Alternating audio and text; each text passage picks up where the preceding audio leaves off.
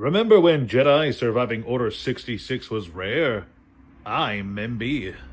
Hey there, kiddos, and welcome back to the channel. I'm Uncle Frank, and that you are having a great day. And in today's video, I'd like to sit back in my squeaky chair, relax, and have a conversation with you guys about the crowd, the swarm, the mob, herd mentality, and the effect it can have on the world of TCGs and collectibles, and maybe even share a little story with all of you guys to boot. You see, as hard as it is to believe, once upon a time, this guy was not a fat, bearded, Hawaiian shirt wearing uncle.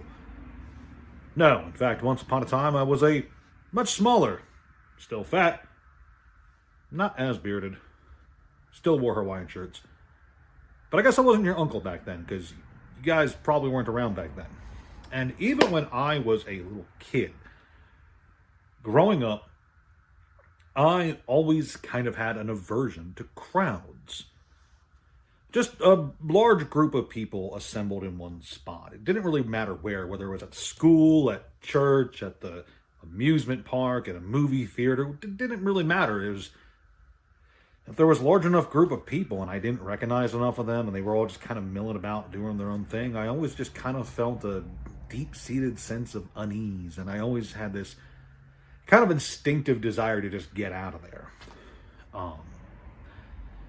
My mother always said I was a very antsy child, and I was always trying to move about, and I like to attribute part of that to just the fact that I did not like crowds. And even now, well into my adult life, your uncle is still not a very large fan of crowds. At concerts, at conventions even, and I do like conventions quite a lot, but even there, I'm still just a kind of tiny bit uncomfortable with just large gatherings of people.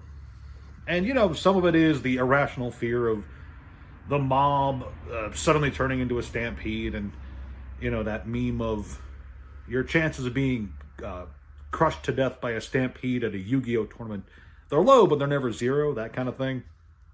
It is a bit irrational, but it also does just tie into something I've always held kind of as a fact, really, and the fact that is individual humans are great, but humans in a mob are dangerous and unpredictable. I think I read that in a book once. And believe it or not, this same apprehension, this same kind of aversion to crowds also carries over into the world of collectibles and cards in general. Insofar as when I see a lot of people, and I don't mean like some YouTubers or whatever talking about something or collecting something. When I see a lot of people hopping onto a bandwagon and trying to freak out about one card or one set or whatever have you, I really do oftentimes take a step back and go, all right, what's going on here? Why are these people freaking out about a Burger Pikachu? Because, yeah, that's what this video is really about. It's the Burgerchu promotional card, and I want to chat about it because it is kind of a weird situation going on there. For those of you who don't know, there is a hot new card in the world of Pokemon. I'm going to put a picture of it up on screen if I remember to edit this video, but maybe not. Who knows? I'm kind of lazy sometimes.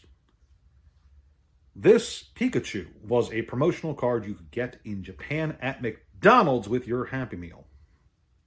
And it was a very easy card to get. I think it was a guarantee, in fact, in a little pack of 2 cards. You got a Pikachu and something else.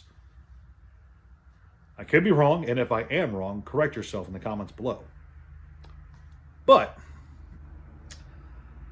this one Pikachu card has a absolute hype wave about it.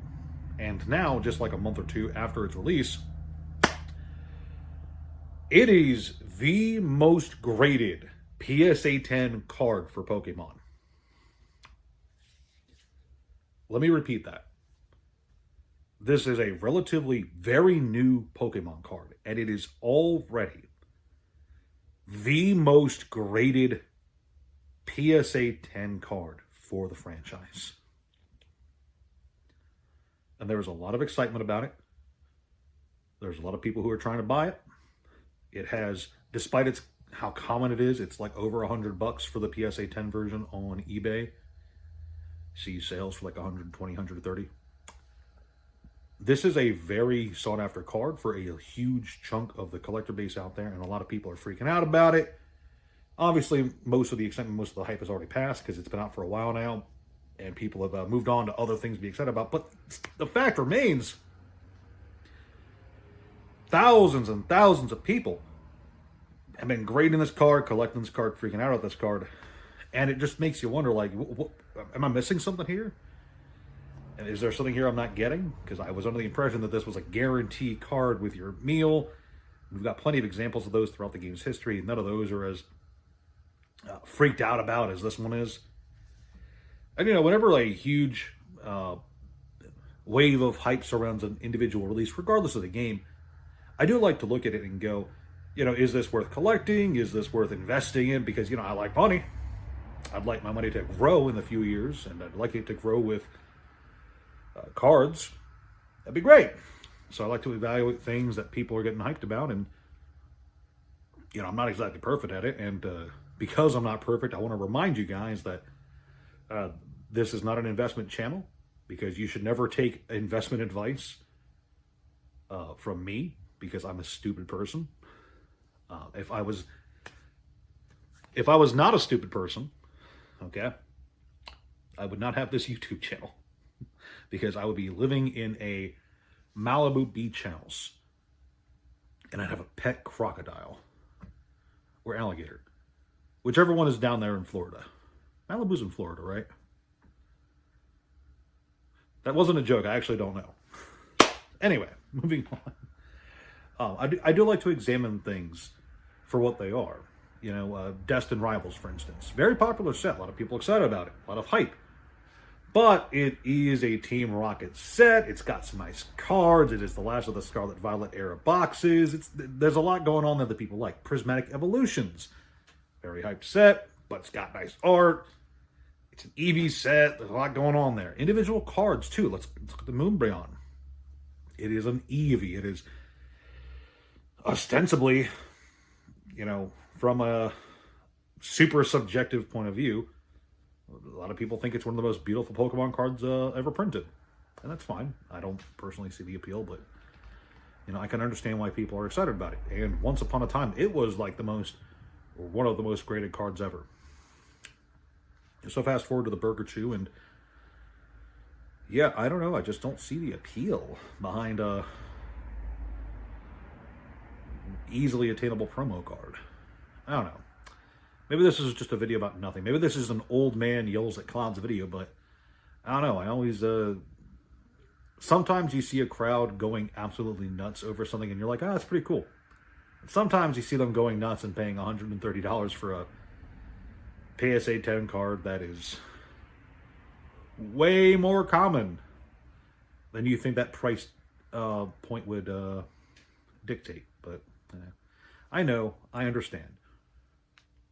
How common a card is doesn't necessarily affect its price. I understand that. You know, supply and demand is a two-way street. In fact, I just talked about demand in, like, I think it was my previous video of demand can do a lot for a game. I do think supply has a factor to that equation too. Supply and demand is both halves of the TCG market, after all. But I do think demand has more of an effect than supply would like to believe. And, you know, it just makes you a question, like, you know, what is the absolute state of the game where something like that is one of the most sought after, graded, and desired cards in the entire category, really? Kind of crazy. But honestly, I just wanted to point out the fact that I kind of think it's crazy that there are much rarer cards, I think. Or I shouldn't even say rarer cards. I should say cards that I personally think would be more desirable, even at that same rarity, that just don't get a whole lot of attention these days for one reason or another. You know, I've talked on this channel before about how there's a lot of old Pokemon cards, not even vintage Pokemon cards, just older Pokemon cards that just don't get a lot of attention, a lot of love. And yeah, it's not a Pokemon thing exclusively. I've talked about Yu-Gi-Oh! And Magic and even some Flesh and Blood.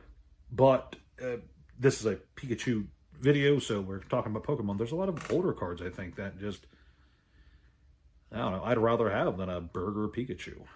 I don't know. Is this a negative video? Am I being overly negative about this? I hope not. I just wanted to point out that I think it's kind of weird.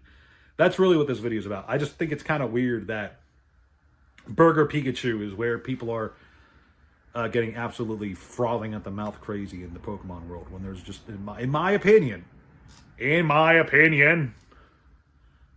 think there's a lot cooler cards out there. But let me know what you guys think in the comment section down below. Thank you guys so much for watching. Please like, share, subscribe, and see you guys in the next one. Unless I get canceled for not liking Burger Pikachu, which is, from what I'm seeing online, actually a possibility. So there is that. All right, I've had enough. Ciao.